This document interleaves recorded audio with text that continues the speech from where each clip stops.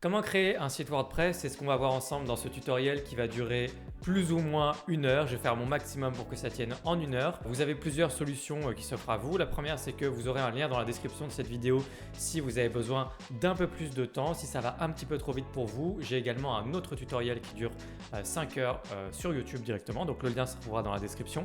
Et la deuxième solution pour vous, c'est pour ceux qui veulent beaucoup plus de contenu WordPress pour apprendre à faire un site internet. On va utiliser les mêmes outils ici, mais si vous voulez aller vraiment beaucoup plus loin, j'ai une formation complète. Ça dure plus ou moins 15 heures au moment où je tourne cette vidéo. Voilà, vous trouverez aussi un lien dans la description.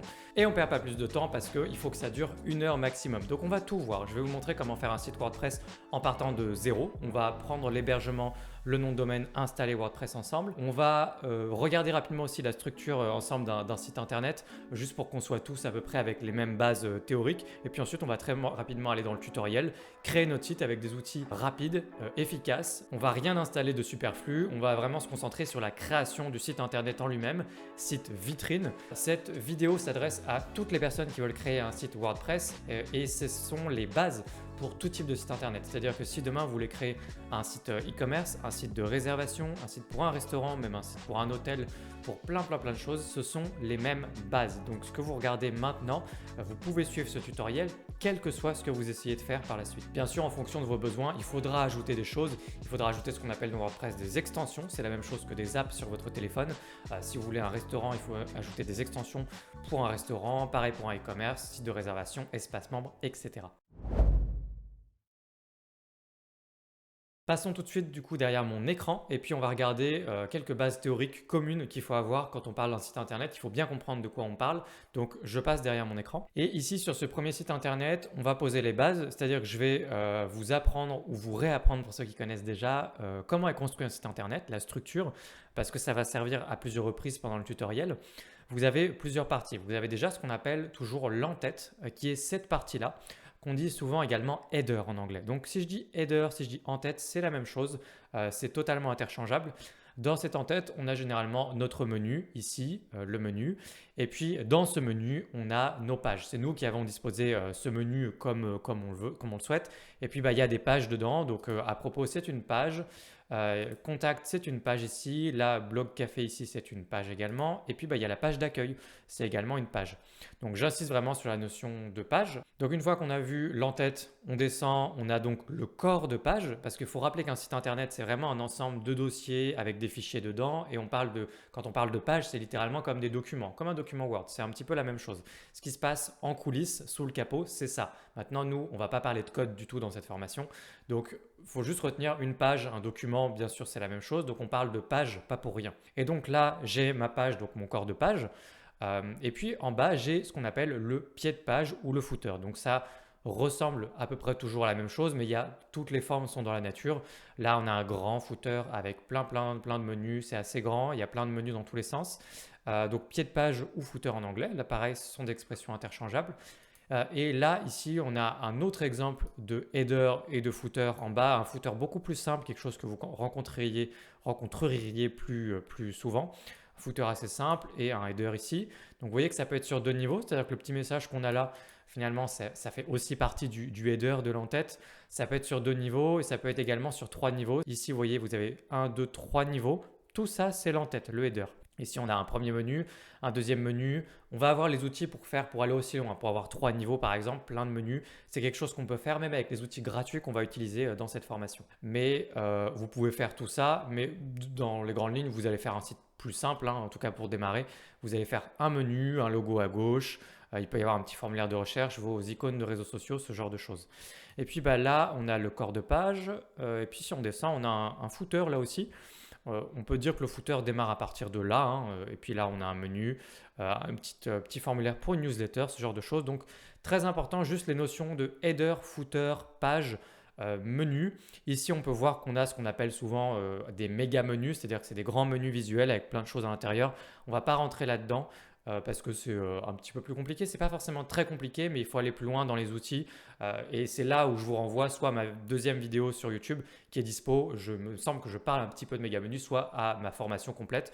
Ça utilise globalement les mêmes outils de faire un méga menu que ce qu'on verra dans cette formation. C'est pas extrêmement compliqué. Il vous faudra par contre la version pro du thème qu'on va voir ensemble dans un instant. Si vous ne savez pas ce que c'est qu'un thème, restez bien connectés, je vais vous montrer. Avant du coup de commencer à installer WordPress, tout ça, là, ce site-là, c'est un site que je vous propose gratuitement. Vous pouvez le télécharger si vous le souhaitez. Ça utilise les mêmes outils que ce qu'on va voir dans cette formation. Ça s'appelle WordPress Express et vous allez être capable d'installer en quelques clics, en quelques minutes, exactement la même chose que ce que vous voyez là. Si ça vous intéresse, le lien est dans la description là aussi. Vous pouvez le télécharger gratuitement. Ça s'appelle WordPress Express. Pour avoir un site WordPress, qu'est-ce qu'il nous faut? Il nous faut un hébergement, un nom de domaine et on installe WordPress dessus automatiquement. Donc l'hébergement, c'est là où votre site sera 24 heures sur 24, 7 jours sur 7. Ça ne peut pas être gratuit. Vous devez forcément payer au moins une petite somme tous les ans. Vous allez voir que ce n'est pas très cher. Et puis le nom de domaine, donc mon nom de domaine.fr, .com, etc. Ça, c'est le nom de domaine. Et ensuite, on installe WordPress automatiquement là-dessus. Vous allez voir que c'est très rapide, très simple. Donc nous, on va bosser sur hostinger.fr. C'est l'hébergeur que je vous recommande.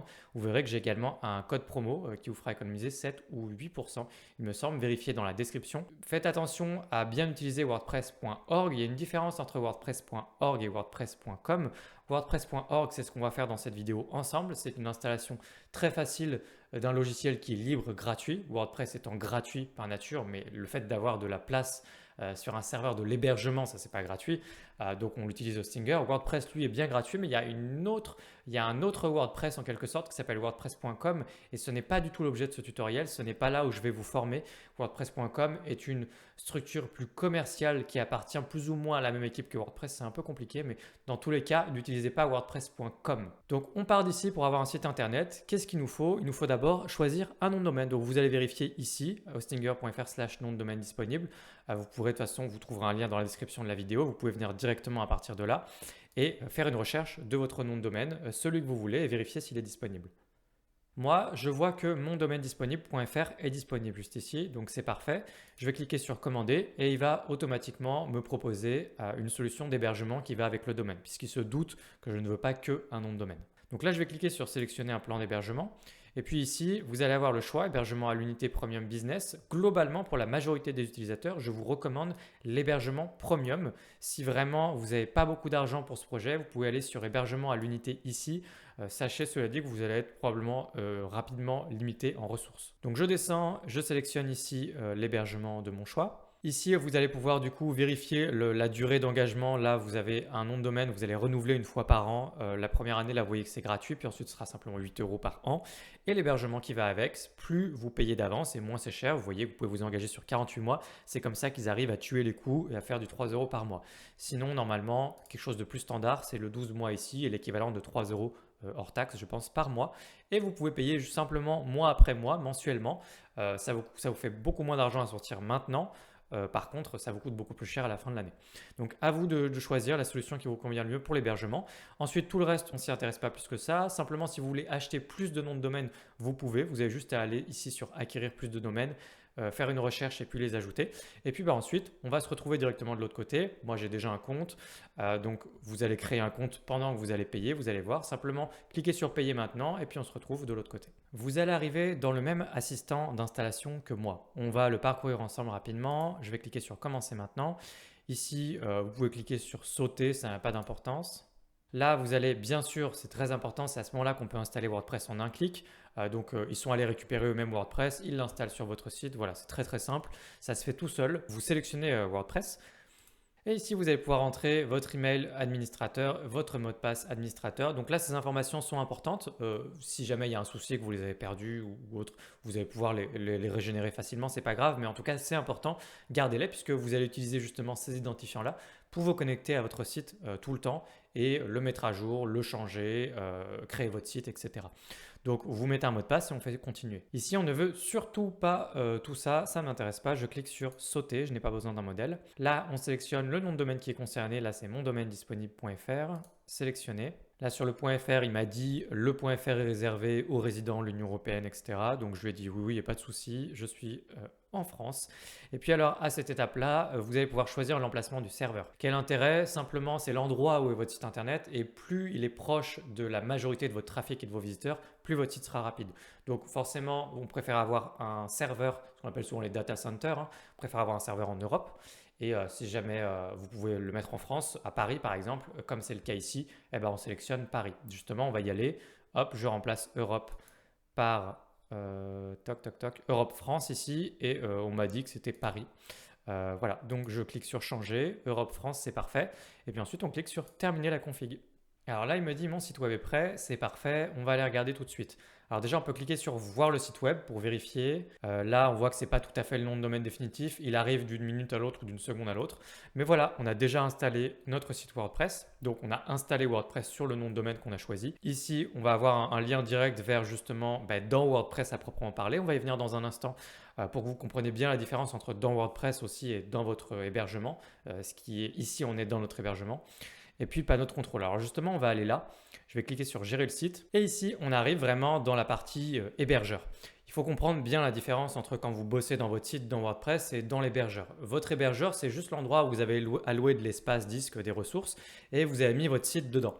Donc là, cet endroit-là, c'est l'endroit où vous allez gérer la facturation, justement, votre nom de domaine ou vos noms de domaine. Si vous avez plusieurs sites, pareil, vous allez gérer la facturation de tous vos sites, tous vos projets ici. Mais ensuite, le site, quand vous allez bosser au quotidien dans votre site et dans WordPress, donc ça ne se passe pas dans votre hébergeur. Vous allez probablement mettre les pieds dans votre hébergeur une fois par an ou plus ou moins. Donc WordPress, c'est un endroit à part. Je vais vous montrer comment vous connecter justement à votre site réellement à proprement parler dans un instant. Donc ici, normalement, c'est toujours en attente sans doute pour le nom de domaine. Je vais juste, quand vous arrivez là, vous cliquez sur tableau de bord. Si jamais vous n'êtes pas tout à fait arrivé là, je vous remontre à partir de 0 dans le menu en haut. Je clique sur hébergement. Là, vous avez votre hébergement. Vous n'en avez probablement qu'un seul, contrairement à moi. Vous cliquez sur gérer. Hop, ça, je ne m'en occupe pas du tout. Ici, vous avez cette interface-là qui vous permet de faire pas mal de choses par rapport à votre site côté hébergeur, justement. On ne va pas du tout passer de temps là-dedans, mais juste si je clique sur tableau de bord ici, je vais pouvoir basculer dans la même interface. C'est la même chose que ce qu'on vient de voir à l'instant, mais c'est rangé comme ça avec les menus à gauche. C'est un peu plus clair, ça fait moins peur. Donc je vous conseille de bosser à partir de là quand vous êtes dans Hostinger ici. On va juste vérifier que le nom de domaine a bien été installé. Donc là, on voit que ce n'est pas le cas. Si jamais ce n'est pas le cas, vous attendez encore une fois quelques minutes. Ça va être installé d'une minute à l'autre. Moi, je vais attendre. Voilà, WordPress a été installé, donc voilà à quoi ressemble WordPress, en tout cas en 2022 par défaut quand on installe. Évidemment, je vous rassure, on ne va pas du tout laisser ça comme ça. Simplement, il nous reste une chose à faire dans Hostinger. Vous pouvez voir de votre côté comment ça se passe, la facturation. Vous allez dans facturation ou dans votre compte en haut à droite. Vous trouverez toutes les infos que vous pouvez chercher éventuellement. Il y a la partie email qui vous permettra de créer un email professionnel avec votre nom de domaine. Donc par exemple, contact@mondomainedisponible.fr. C'est pas compliqué du tout à utiliser. Simplement, il y a une chose à faire importante, c'est le HTTPS. Vous voyez que là, sur votre site, ou sur le mien en l'occurrence, il y a le petit point d'exclamation. Il faut que ce soit en HTTPS, donc installer ce qu'on appelle un SSL. C'est gratuit, ça se fait en un clic. On va dans SSL juste ici.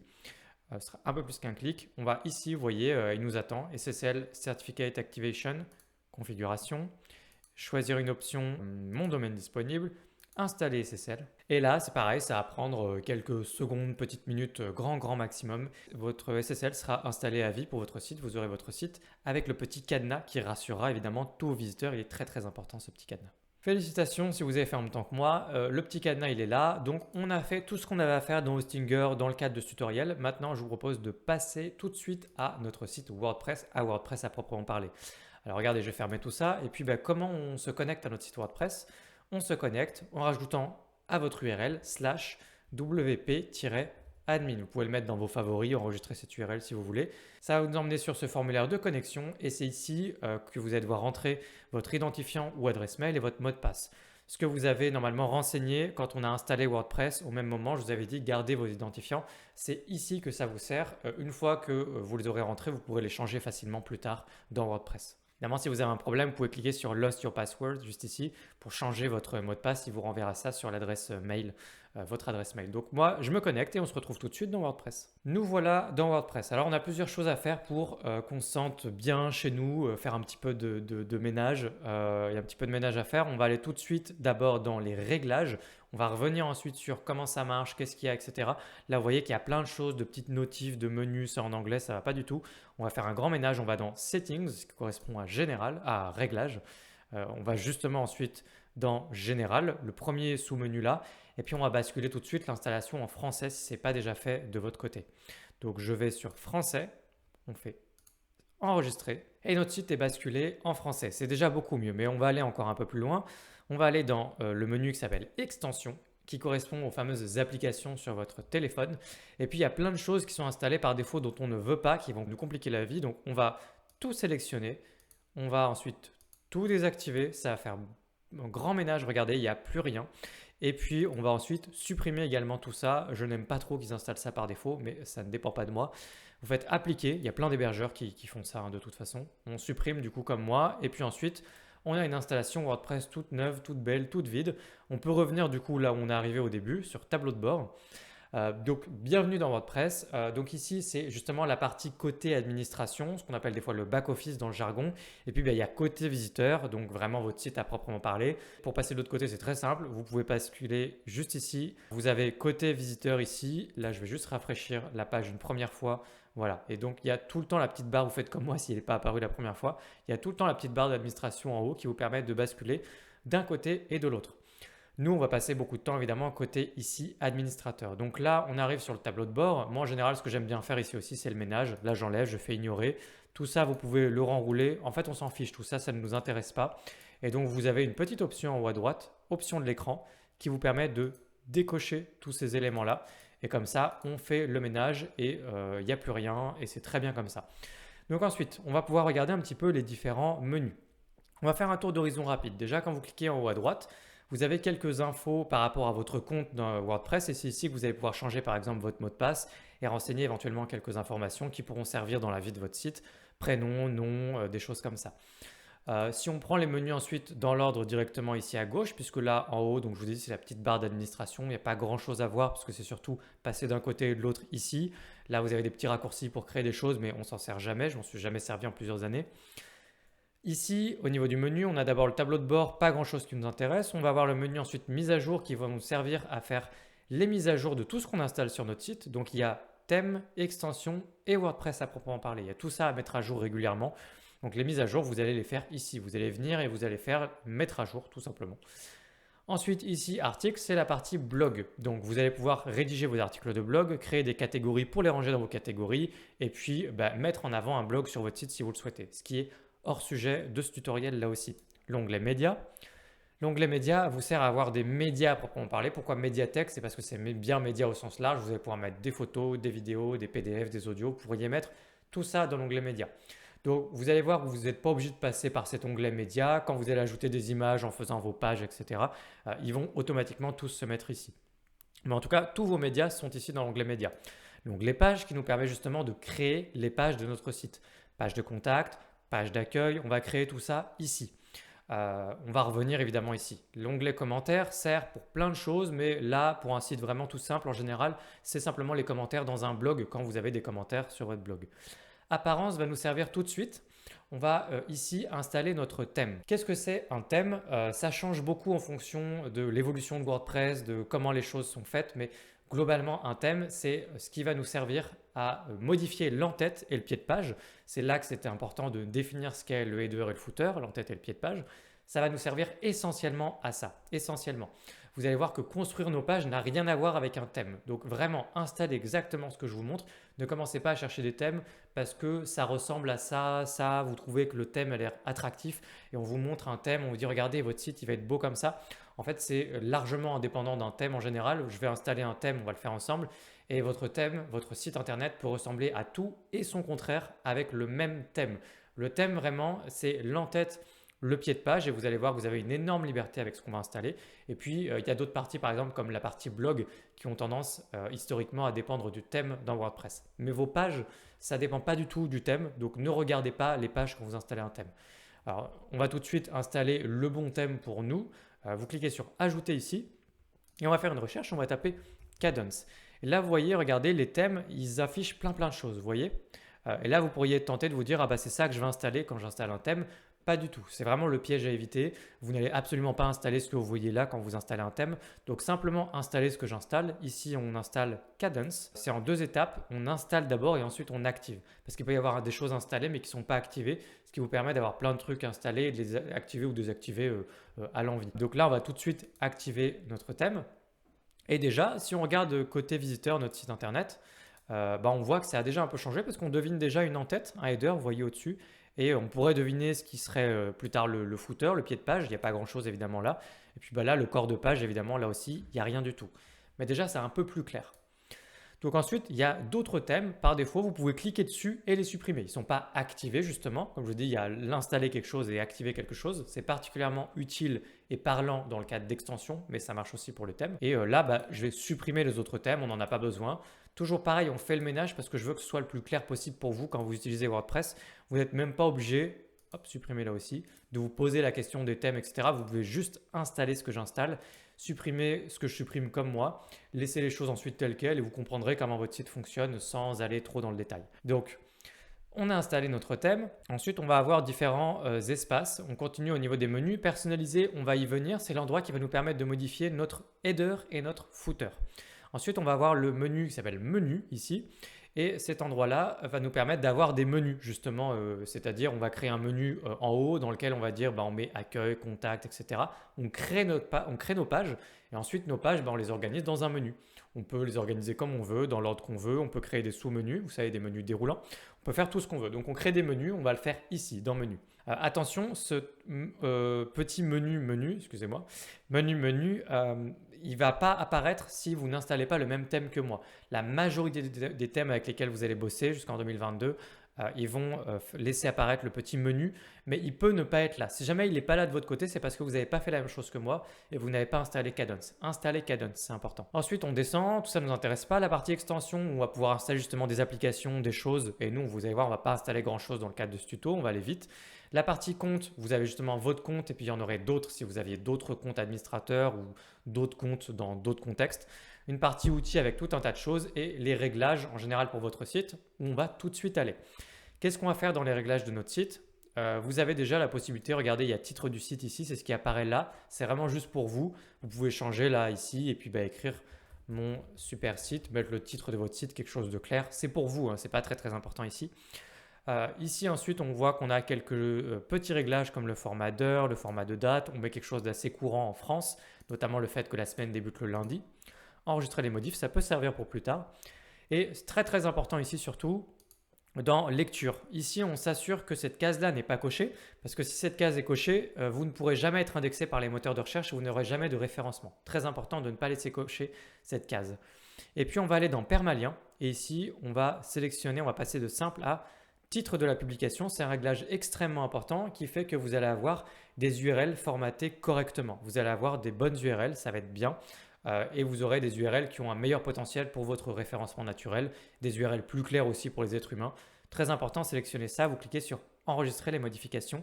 Et là, on a vraiment fait les réglages absolument essentiels quand on arrive dans WordPress. Il n'y en a pas beaucoup, mais c'est des petites choses, il faut vérifier, c'est important. Ok, alors à partir de là, il y a plusieurs façons de travailler. On peut tout de suite prendre en main WordPress en créant nos premières pages. Ce qu'on peut faire très rapidement, très succinctement, si je clique sur ajouter, on peut justement créer une page, c'est-à-dire qu'on va, là il nous dit bonjour, lui donner un nom, accueil, contact, etc. Là, je peux créer par exemple la page accueil et vous allez avoir cet éditeur qui fonctionne en bloc. C'est un éditeur en bloc, c'est-à-dire que vous allez ajouter des blocs les uns à côté des autres, les uns en dessous des autres, vraiment une espèce de fonctionnement en Lego si vous voulez, qui est très très visuel. On appelle ça un constructeur de pages. On construit des pages de manière visuelle en glisser-déposer et vous allez pouvoir construire vos pages comme ça, les différentes pages de votre site internet avec ce système de blocs. Donc quand on arrive dans cet éditeur, en fait, tous les blocs se trouvent en haut à gauche dans le petit plus ici.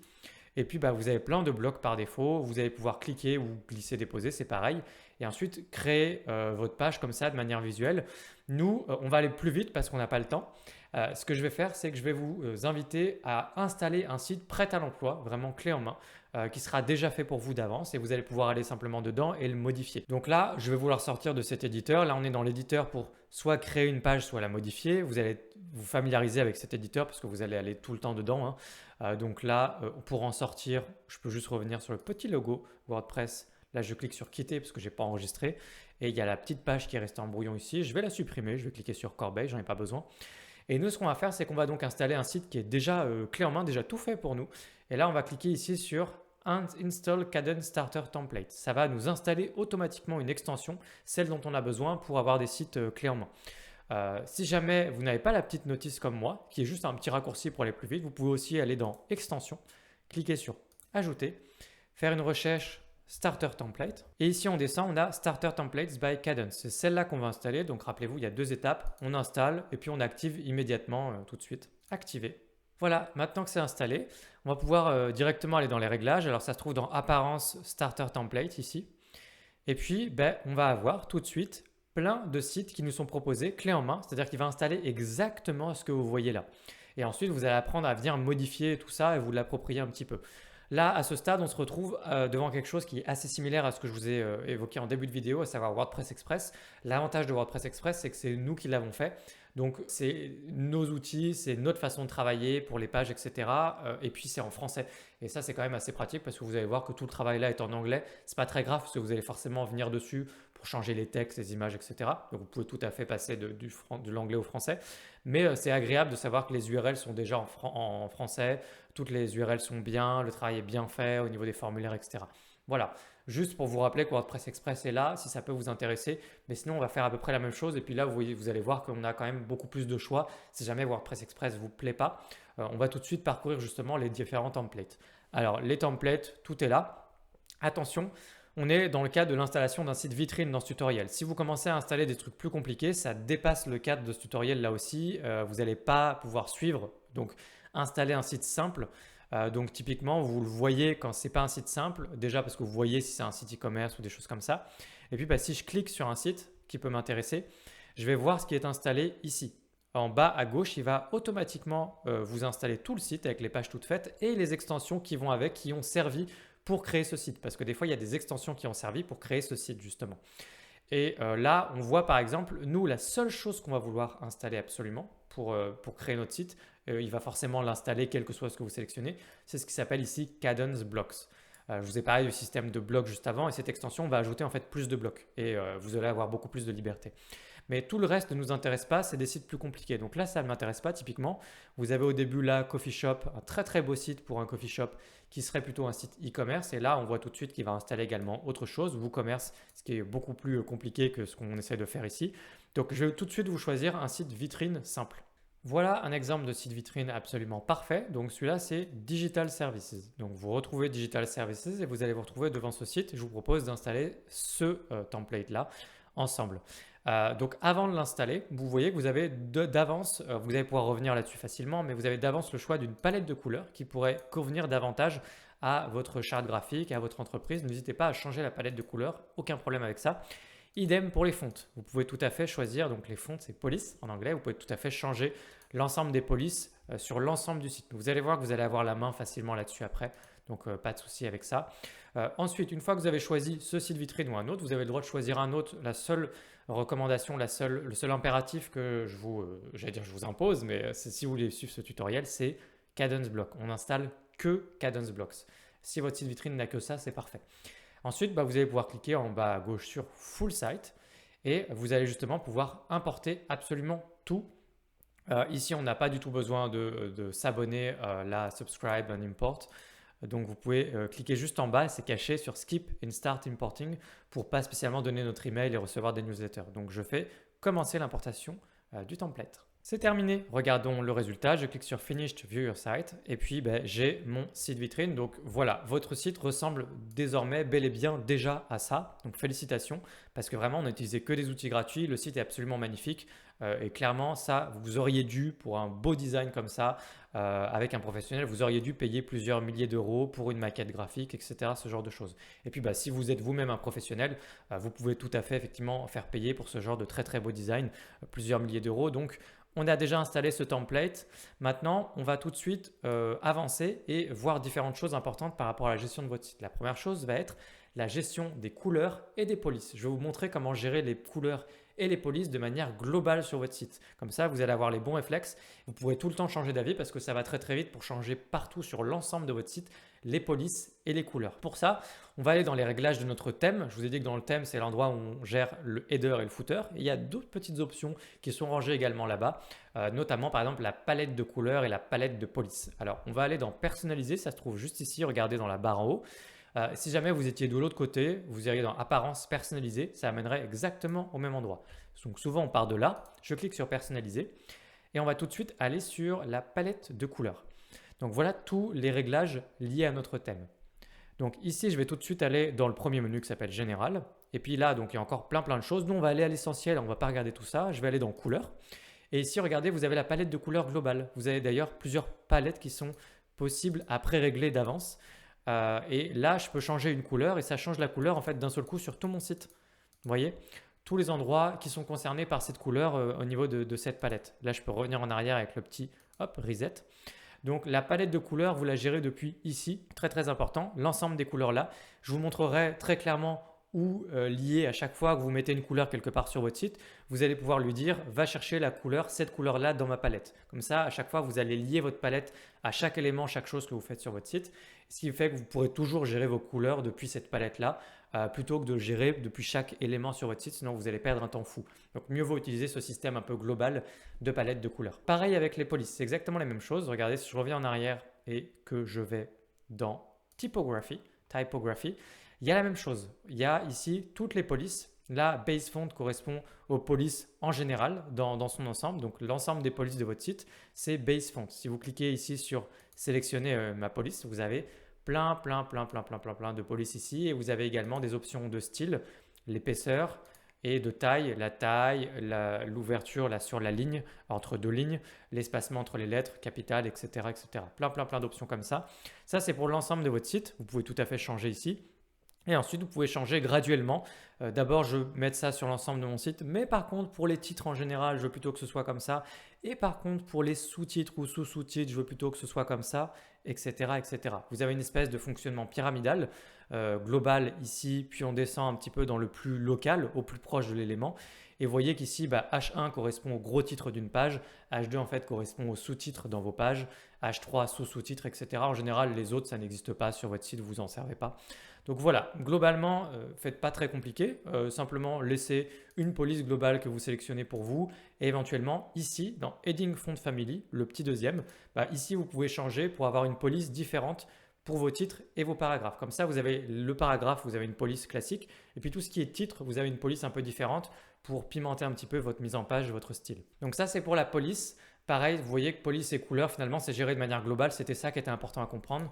Couleur et police gérés globalement ici dans ces réglages-là. Et quand vous faites des changements, vous cliquez en haut à gauche sur Publier. Alors pour votre info, avant de passer à autre chose, il y a la même chose avec les boutons. Vous allez dans Boutons ici, c'est juste en dessous. C'était entre police et couleur. Et boutons, vous pouvez gérer l'ensemble de l'apparence de vos boutons de manière globale ici aussi. Alors quand on a fait ce qu'on avait à faire dans tous ces réglages-là, je vais tout de suite quitter ici. Et puis surtout, maintenant, on va regarder dans nos pages ce qui s'est passé. Si je reviens de l'autre côté et qu'on va dans nos pages, on voit qu'il y a plein de pages qui ont été installées.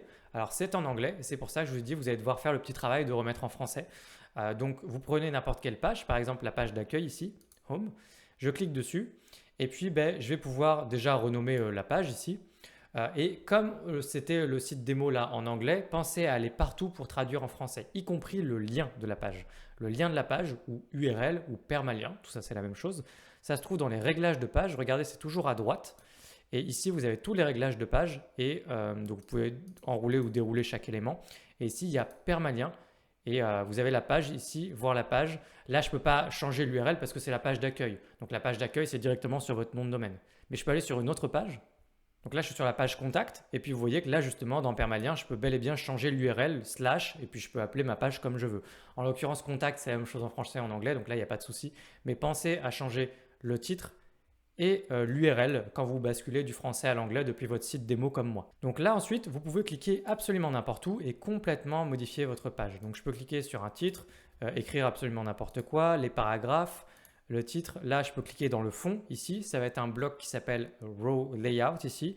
Et vous avez systématiquement pour tous les blocs, les réglages du bloc en question dans le panneau à droite également. Regardez ici, j'ai sélectionné un bloc. Tous les menus là, c'est que des réglages. Vous allez pouvoir prendre le temps de découvrir tout ça, les couleurs, les images, plein de choses. Vous pouvez mettre des bordures, vous pouvez mettre plein de choses de manière assez visuelle directement depuis les réglages du bloc ici. Donc chaque bloc, vous sélectionnez, vous voyez que là, je prends un titre. Vous voyez qu'il y a tout de suite un petit peu moins de réglages alors que là, il y en a beaucoup plus. Et donc, il y a plein de blocs. Ici, je peux sélectionner ces blocs-là. Vous voyez qu'il y a plein de petites options. Et donc, toujours les options du bloc sont à droite. Je vous ai parlé à l'instant des réglages de page. Faites bien attention, regardez en fait, c'est parce qu'il y a bloc et page ici. Donc tout ça se trouve dans la petite roue crantée réglages. Je peux la cacher et j'ai juste ma page comme ça dans laquelle je peux bosser. Si je veux refaire apparaître tous mes réglages, je reclique sur la petite roue crantée. Et puis ensuite, je vais dans bloc pour les réglages d'un bloc que j'ai sélectionné en question ou dans page pour les réglages de la page, notamment l'URL comme j'ai expliqué juste avant. Donc à chaque fois que je fais des modifs, je pense à cliquer sur mettre à jour en haut à droite. Donc je clique un petit peu partout, j'ai les réglages de bloc à chaque fois, hop, bloc à droite. Et puis j'ai également, vous avez vu, le petit menu flottant qui apparaît un peu partout à chaque fois où je suis. Et c'est pareil, c'est quelques raccourcis rapides pour faire des petits réglages ou des petites choses. Donc toujours menu flottant, réglage à droite pour le bloc. Et puis pour vous aider à vous y retrouver un petit peu plus dans la mise en page, alors je vais retourner sur la page d'accueil. Voilà, je préférais bosser depuis la page d'accueil. Vous avez deux petits éléments intéressants. Partout où vous êtes, vous avez toujours le petit fil d'Ariane qui vous montre les différents éléments dans lesquels vous vous trouvez pour vous y retrouver un petit peu plus. Et puis il y a également ici la vue en liste. Quand je clique là-dessus, vous avez la vue en fait de toute la hiérarchie de tout ce qui se passe sur votre site et comment c'est construit. Donc vous pouvez prendre à tout moment n'importe quel élément, le déplacer, faire des choses avec, etc. Ça vous permet de vous y retrouver un petit peu dans votre page. Et donc là, vous pouvez déplacer des choses à tout moment. Regardez, il y a le petit chevron là, je peux déplacer le titre au-dessus ou en dessous. Je peux également prendre, il y a une poignée ici et je pourrais déplacer l'élément comme ça dans ma page également. Donc pensez à regarder un petit peu tout ça. Il y a des choses qui sont assez évidentes, caractères gras, italiques, des choses comme ça. Typiquement là, regardez, je vais prendre le fil d'Ariane, c'est plus simple pour aller récupérer le bloc qu'il y a au fond, comme ça. Et là, il y a tous les réglages de fond, donc faites bien attention. Par exemple, si vous voulez mettre une couleur, une image, des choses comme ça, vous avez les réglages ici Background Settings et vous avez des réglages possibles. Et Background Overlay Settings, on voit ici qu'il y a justement ce qu'ils ont fait. Ils ont mis une image, en fait c'est une image qu'ils ont mis avec l'espèce de dégradé joli comme ça. Et vous avez tout un tas de réglages par rapport à ce bloc-là. Donc voilà, faites attention à où vous vous situez pour voir ensuite les réglages. Donc pensez à utiliser la vue en liste et le petit fil d'Ariane pour vous y retrouver. Donc là, c'est parce qu'on est parti d'un template qui avait importé des pages toutes faites, etc. Mais vous voulez peut-être créer vos propres pages. Donc n'oubliez pas, on l'a déjà fait ensemble, vous passez par page, vous cliquez sur ajouter. Et là, dans ce cas, vous partez de zéro. Je pense que partir de zéro pour créer un site internet est plus clair pour comprendre comment ça marche, comment marche l'éditeur, les blocs, etc. Je pense que c'est plus clair. Ce que je vous recommanderais, ce que j'aurais tendance à vous recommander de faire. Mais dans le cadre de ce tutoriel, on est parti d'un modèle tout fait, ce qui vous permet aussi d'avoir instantanément un très beau site. Ça peut être intéressant quand même. Donc voilà, vraiment là on part de zéro, mais vous voyez que c'est vraiment la même chose. Je pourrais cliquer sur plus, commencer à ajouter des blocs. Vous voyez qu'il y a plein de nouveaux blocs qui n'étaient pas là la dernière fois qu'on avait regardé, grâce à l'extension qui avait été ajoutée, qui s'appelait Cadence Block justement. Vous pouvez donc cliquer sur n'importe quel bloc, le mettre, le glisser dans des colonnes, dans des sections. Donc vous voyez là, il y a le bloc ici, Raw Layout. C'est le grand bloc qui permettait justement de mettre des choses dedans. Et si je clique sur ce grand bloc de base, qui est vraiment basique, qui est hyper important, là, vous pouvez choisir sur combien de colonnes vous voulez mettre du contenu. Par exemple, 3 colonnes. Et ensuite, vous cliquez sur un petit plus qui vous donne un raccourci pour aller justement chercher des blocs. Si je clique sur tout parcourir, ça me rouvre le menu ici. Puis vous commencez à mettre plein de blocs, des titres, des images, plein de choses. Vous pouvez vous inspirer notamment du site tout fait que vous avez importé pour voir ce qu'il est possible de faire. Et du coup, quand vous avez terminé une page, vous cliquez sur publier juste ici. En haut à droite et vous aurez publié votre page. Vous pouvez vérifier à tout moment votre URL là dans les réglages de page avec la petite URL ici. Là par exemple, typiquement, ne laissez pas juste une suite de chiffres. Et puis également, vous avez la petite Design Library ici. Si je clique dessus, vous allez pouvoir importer non pas tout un site déjà fait, mais des pages déjà faites, voire des sections déjà faites. Évidemment, il y a beaucoup plus d'options et de possibilités dans la version pro de Cadence Starter Template. Cadence Blocks, le thème Cadence, tout ça, il y a beaucoup plus de choses possibles avec la version premium de ces différents outils, ça va de soi. Mais c'est déjà très intéressant en version gratuite. Vous pouvez là sélectionner à tout moment une section, je peux le faire là, et paf, ça va me mettre ma section directement comme ça. Donc vraiment là, comme on essaie d'aller vite, je vous recommande plutôt d'utiliser les sites tout faits ou d'aller ici dans Design Library, d'importer des petits morceaux de page comme ça et de venir les modifier avec vos textes, etc. Et puis ensuite, de publier votre contenu et vous avez très rapidement une page très design. En revenant ici sur la page d'accueil, on parle rapidement de responsive design. Normalement, vous avez la chance d'avoir un site qui est déjà tout fait si vous avez fait comme moi et du coup, le gros du travail de tout ce qui est responsive design a été fait. Vous n'avez pas trop à vous en soucier. Qu'est-ce que c'est le responsive design? C'est le fait que votre site soit bien adapté à toutes les tailles d'écran, donc y compris tablette et mobile. Normalement, c'est un petit travail à faire. Là, ce qu'on a fait normalement, ça a déjà été très largement fait. Maintenant, je vais vous montrer quand même quand on est dans nos pages comment on fait pour s'assurer de ça. Partout où vous cliquez, à chaque fois, vous verrez qu'il y a les petites icônes ici. Pas partout, mais très souvent des petites icônes PC, tablette, mobile. Donc là, on voit qu'évidemment, par défaut, on bosse sur une version PC de notre site. Mais si à tout moment, je veux m'assurer de quelque chose sur la version mobile, je passe en mobile. Et une fois que je suis passé en mobile, eh bien là, je vais pouvoir faire des petits changements. Donc là, le fait qu'il y ait les petites icônes mobile, tablette, PC ici, qu'est-ce que ça m'indique? Ça m'indique que ce réglage-là, je peux faire ce réglage-là différemment sur mobile et sur tablette que sur PC. C'est ça qui va me permettre justement d'adapter un petit peu mon design et de faire attention que mon site soit bien sur mobile en l'occurrence. Donc partout où il y a ces petites icônes, vous voyez, ça veut dire que vraiment je peux faire un réglage adapté. Donc à ce stade, qu'est-ce que je vous invite à faire? Ici, la prévisualisation n'est pas toujours parfaite. Vous voyez qu'il y a également le petit raccourci en haut à droite prévisualiser qui me permet là aussi de repasser par exemple directement en ordi ou de basculer en tablette en mobile. Vous pouvez vous servir un petit peu de cette prévise, mais globalement, ce que je vous recommande, c'est d'utiliser un vrai téléphone pour regarder à quoi ressemble votre site et aller justement dans les différentes pages, dans les différents petits réglages. Et avec ce que je vous ai montré, la petite astuce, là, vous adaptez les différentes choses sur tablette et sur mobile pour avoir un site qui est parfaitement responsive design. Mais regardez plutôt sur un vrai téléphone, c'est plus simple. Donc quelque chose de très important où il va falloir faire attention pour avoir un design dit responsive, c'est tout ce qui va être un petit peu marge. Vous allez avoir plein de choses comme ça. Regardez, j'ai sélectionné le bloc là, la grande section, le bloc Raw Layout. Et là, j'ai un endroit qui s'appelle Padding et Margin. Et ça, c'est quelque chose que vous avez, des réglages que vous allez retrouver un peu partout régulièrement dans les blocs, des histoires de marge. En fait, les histoires de marge, c'est vraiment justement pour aérer les choses. Par exemple, mettre un peu d'espace en haut, en bas, à gauche, à droite, espacer les éléments, etc. C'est des notions de marge qui sont très importantes quand on fait un site internet. Et là, vous allez les retrouver un petit peu partout dans vos blocs. Donc ça, typiquement, souvent, les marges, c'est quelque chose que vous allez pouvoir faire sur tablette ou mobile. Vous allez pouvoir faire des marges différentes sur mobile que sur PC, ce qui va vraiment justement vous permettre d'ajuster les choses. Donc là, le bloc Raw Layout, on voit qu'il a des énormes icônes tablette et mobile, ce qui va me permettre de basculer par exemple ici sur mobile pour voir. Et là, du coup, on voit que c'est clairement écrit mobile padding margin.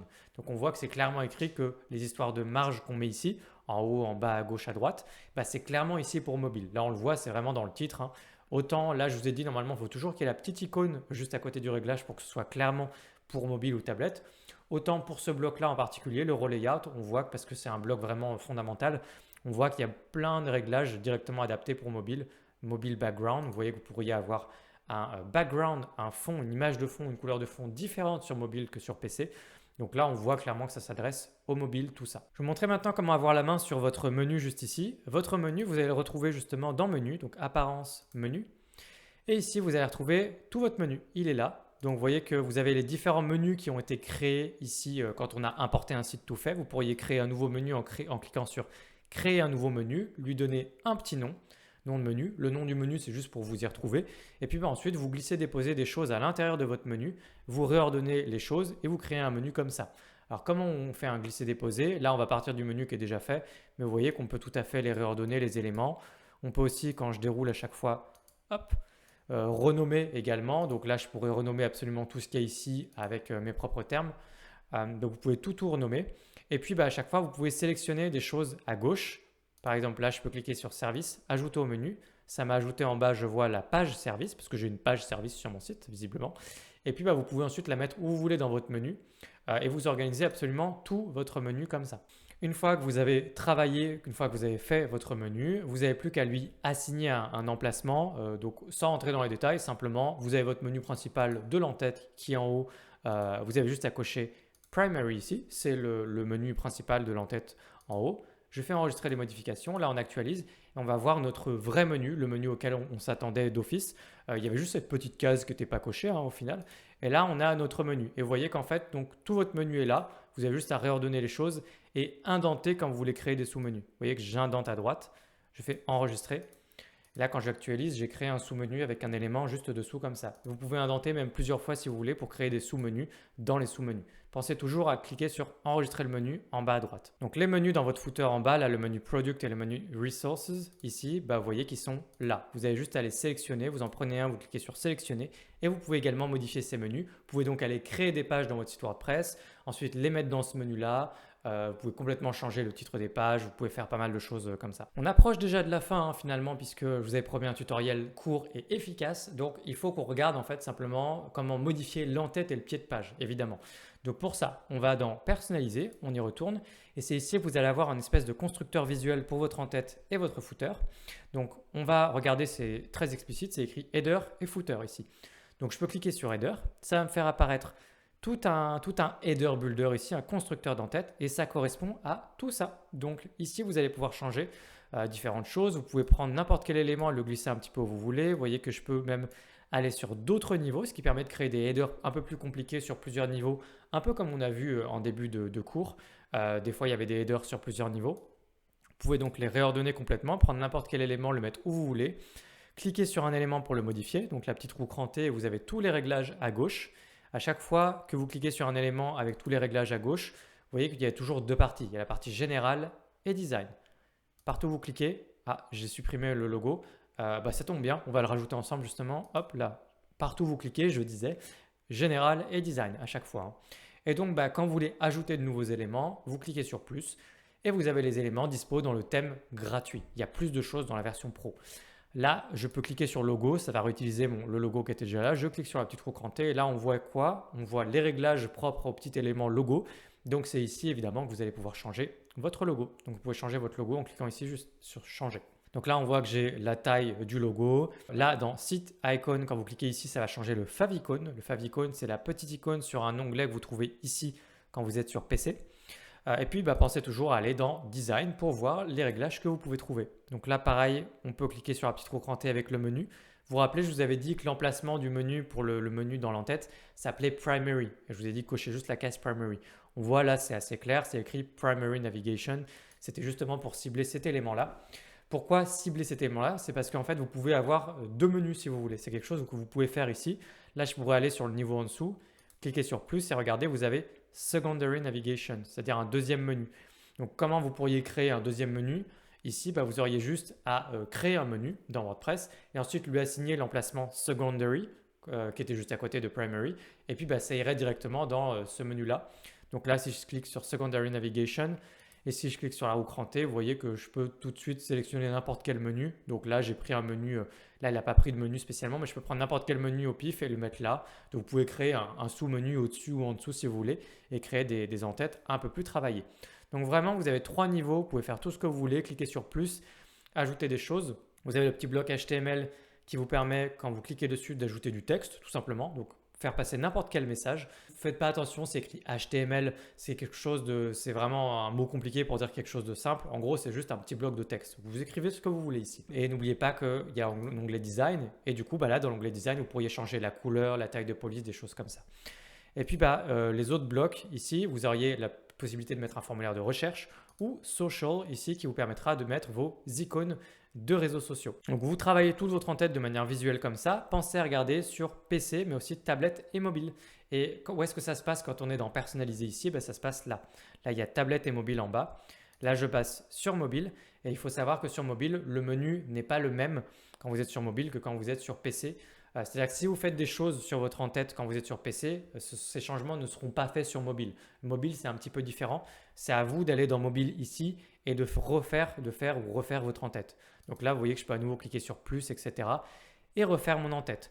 Pour ne pas compliquer les choses davantage, je dirais que là, à partir du moment où vous utilisez un site clé en main tout fait comme on l'a fait ensemble, finalement, vous pouvez laisser quasiment tout ce qui a déjà été fait. Vous pouvez vous balader dans les éléments, cliquer sur plus pour voir comment vous pouvez modifier votre en-tête. C'est assez visuel et toujours cliquer sur la petite roue crantée qui vous permet de modifier des choses. Là, par exemple, vous avez un menu mobile. C'est souvent ce qu'on appelle un menu hamburger. C'est quand vous avez les trois traits comme ça.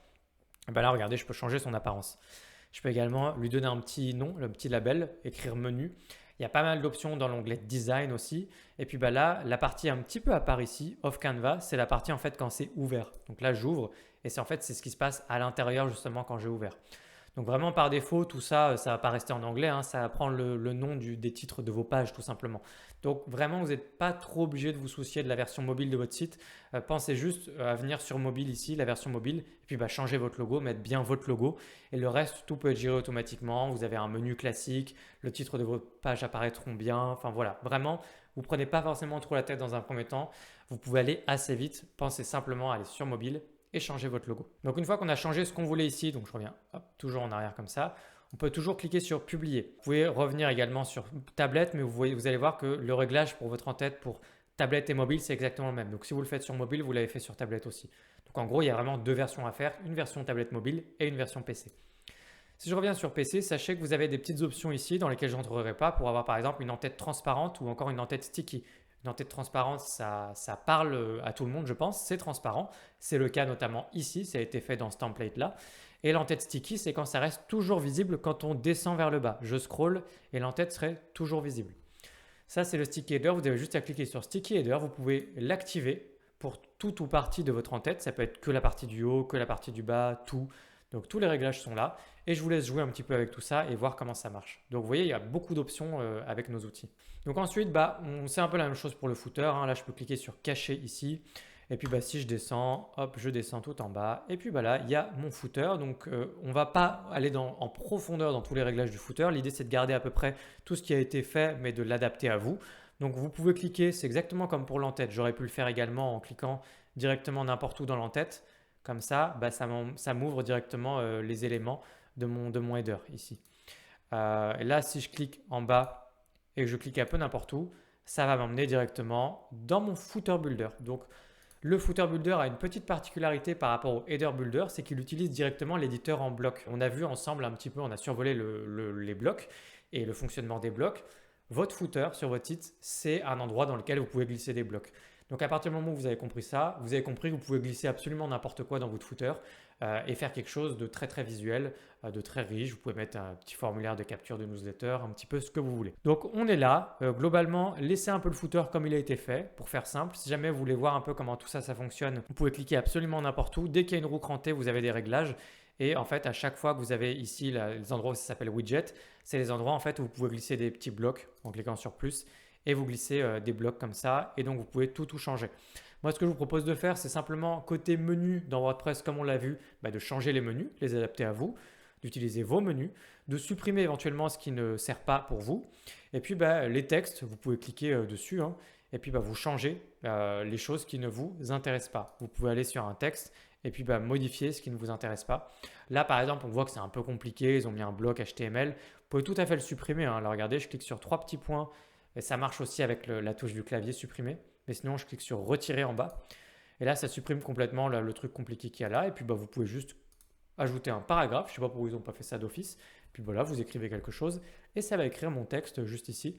Donc, bossez avec des blocs simples à comprendre. Dès que vous voyez du code, adoptez la technique de la fuite en avant. Vous supprimez et vous remplacez par un bloc simple, un paragraphe, un titre, ce que vous voulez. Et puis, vous créez votre footer le plus simple possible avec des menus, des titres, des paragraphes et des images éventuellement. Donc ensuite, c'est un petit peu comme le header, c'est-à-dire que vous pouvez cocher également chacune des rangées et vous avez tout un tas d'options en cochant une rangée. Combien de colonnes vous voulez dans votre footer pour séparer en 2, en 3, en 4, etc. L'espacement entre les différents éléments, tout ça se trouve dans les réglages d'une rangée. À chaque fois, vous pouvez cliquer sur n'importe quelle rangée selon ce dont vous utilisez. Là, vous voyez qu'il y en a 2 d'utilisés sur les 3 possibilités. Et quand je clique dessus, j'ai tous mes réglages dans Général et Design. Toujours pareil. Donc le header, c'est pareil. Si je prends mon header, j'ai toujours les réglages de chaque rangée. Et sur ces réglages-là, il y a un peu moins de choses que dans le footer. C'était un petit peu moins important à ce niveau-là.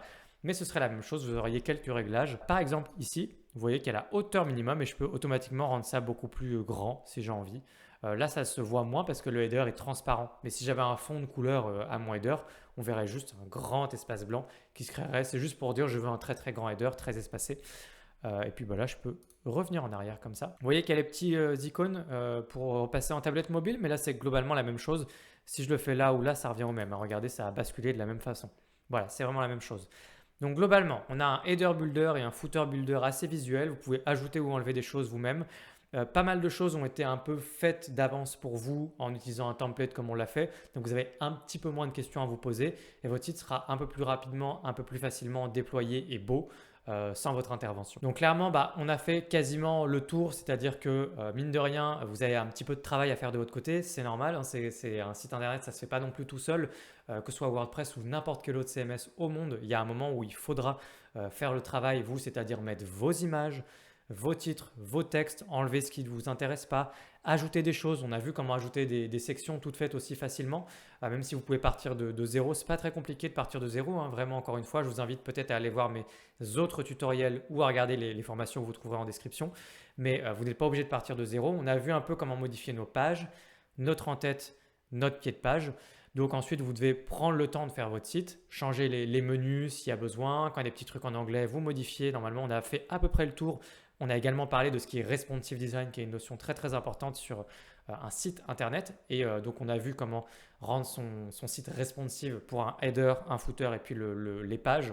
On a vu dans les pages en sachant qu'on a survolé parce que c'est vrai que normalement, vous avez fait comme moi un template et du coup, grande partie du travail a été déjà fait pour vous.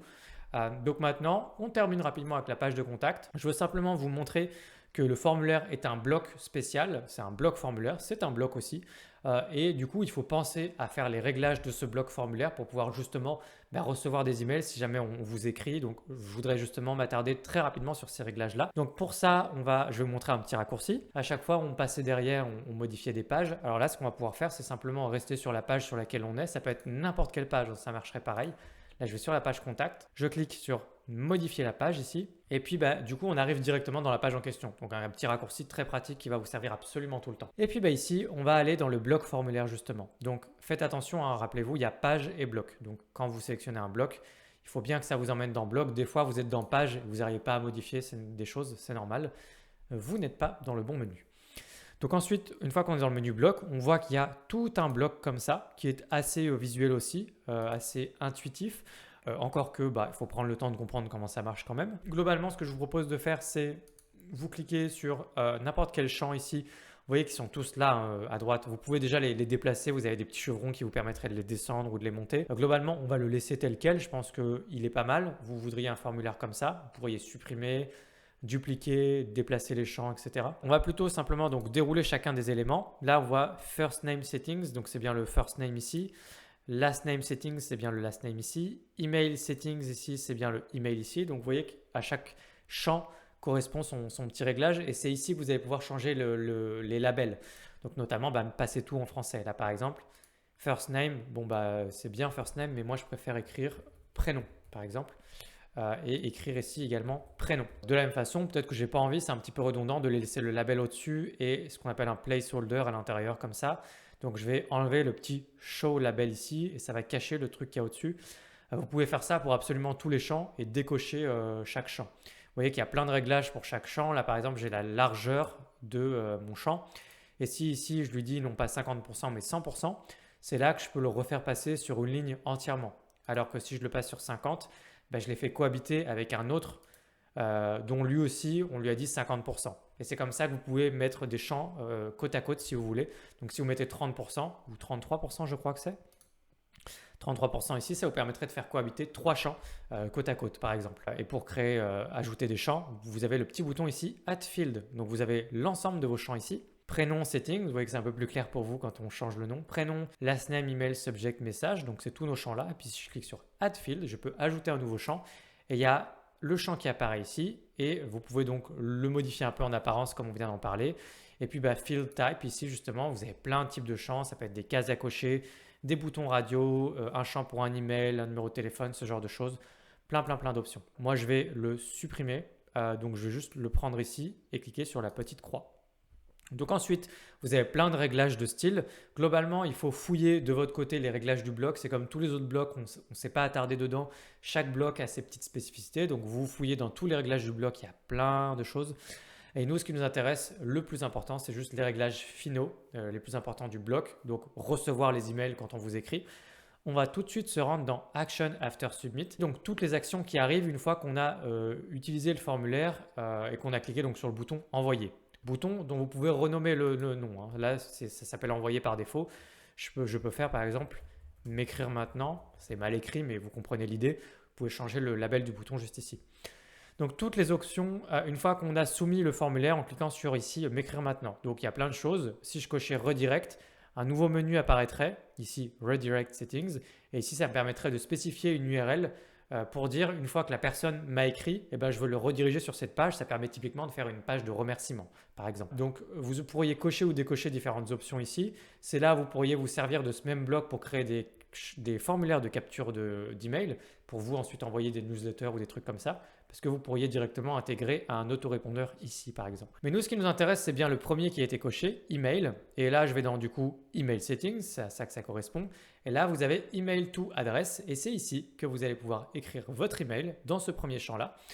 Comme ça, vous allez recevoir tous les emails qui sont écrits à ce formulaire-là dans cette adresse email-là et vous allez pouvoir du coup avoir un formulaire de contact qui fonctionne et où vous allez recevoir vos prises de contact. Du coup, ensuite, on fait mettre à jour. Et puis, on a terminé avec la découverte en long, en large et en travers de comment modifier votre site, vos pages, votre header, votre footer.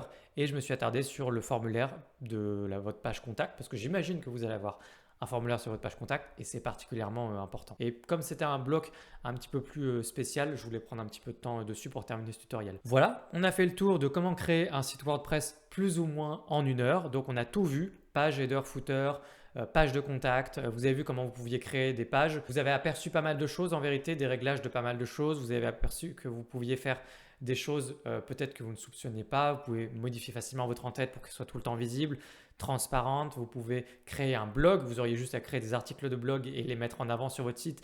Et créer un blog pour votre site n'est pas beaucoup plus compliqué que tout ce qu'on a vu. Donc j'espère que cette vidéo vous aura déjà fait découvrir WordPress, vous aura fait découvrir que vous pouvez avoir un site très très beau en un claquement de doigts. Évidemment, il y a le temps, une petite courbe d'apprentissage, donc le temps de prise en main de comment modifier vos pages, etc.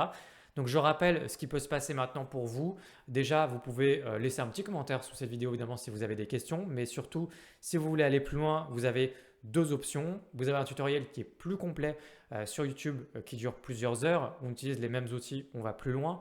Si vraiment vous voulez vraiment faire de WordPress un super pouvoir pour vous, aller vachement plus loin, maîtriser la totalité de ce qu'on voit ici, ces outils-là, faire des choses vraiment insoupçonnées et puis peut-être même vivre de vos compétences sur WordPress ou simplement avoir ce super pouvoir pour vous en tant qu'entrepreneur, pour maîtriser tous les sites internet que vous faites pour vous, pendant vos différents projets, etc.